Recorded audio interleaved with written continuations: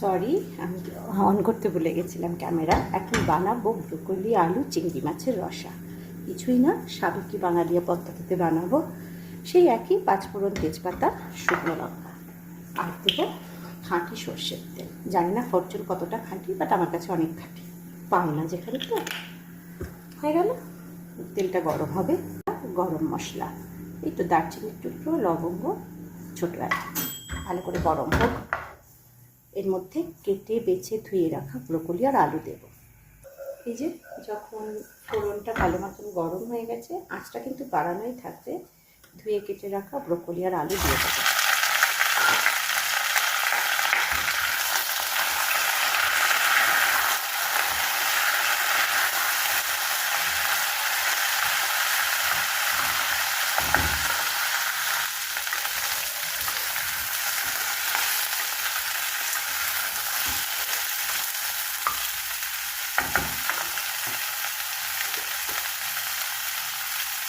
নুন, সল্ট,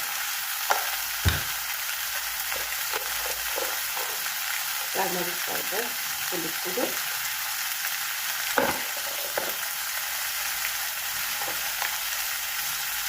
লঙ্কা, একটু ভাজা ভাজা করবো। আমি খুব বেশি ভাজবো না, হালকা দেবো। ফুলকপির মতন অনেক বেশি ভাজি না আমি ব্রোকলি, হালকা হাতলানো বলতে পারেন। আর এই পর্যায়েতেই আমি ধুয়ে পরিষ্কার করে রাখা চিংড়ি মাছ, এখানে এগুলোকে কুইন কর্ন বলে, বড় সাইজে।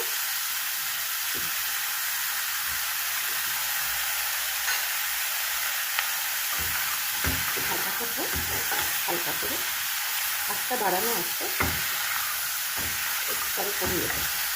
নুন দিলাম তো, জল ছাড়বে সত্যি থেকে, আমি একটু বাড়ানোই রেখেছি।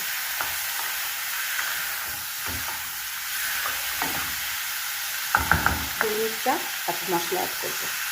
হালকা ভাজা হয়ে গেছে, এরপরে আমি দিচ্ছি একটু টমেটো কুচি। এখানে আছে আদা, জিরে, লঙ্কা বাটা, গোলমরিচ, পেঁয়াজ, আদা, রসুন সব বাটা, আলাদা করে বাটা ছিল, সবাইকে 1 চামচ করে নিয়ে আমি এখানে মিশিয়ে নিয়েছি। তো মেনলি আদা, রসুন, পেঁয়াজ, টমেটো অ্যান্ড জিরে, আদা, লঙ্কা, গোলমরিচ বাটা দিলাম। একটু কষাতে হবে যাতে কাঁচা মশলার গন্ধটা চলে যায়, একটু খোল জন্য কষাতে হবে। একটু কভার করে দেবো।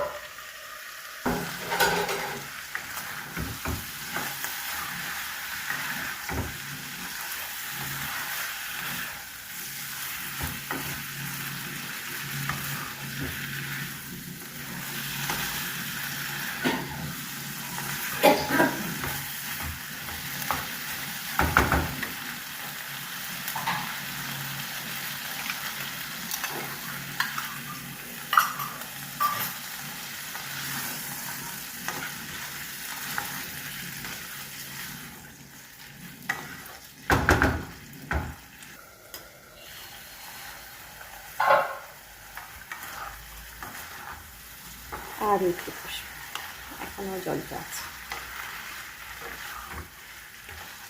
বেশ ভালো গন্ধ হয়ে গেছে তরকারিটার,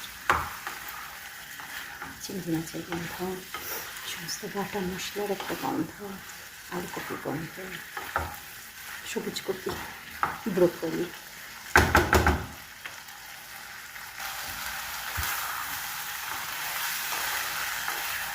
কষানো হয়ে গেল, মিশিয়ে দেবো জল।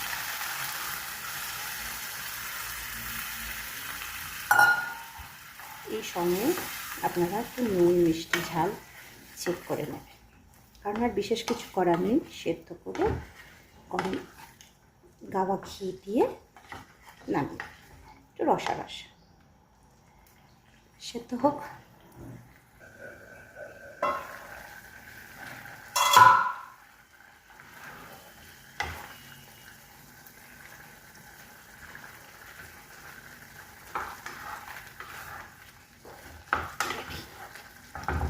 ঘি দিয়ে দেবো।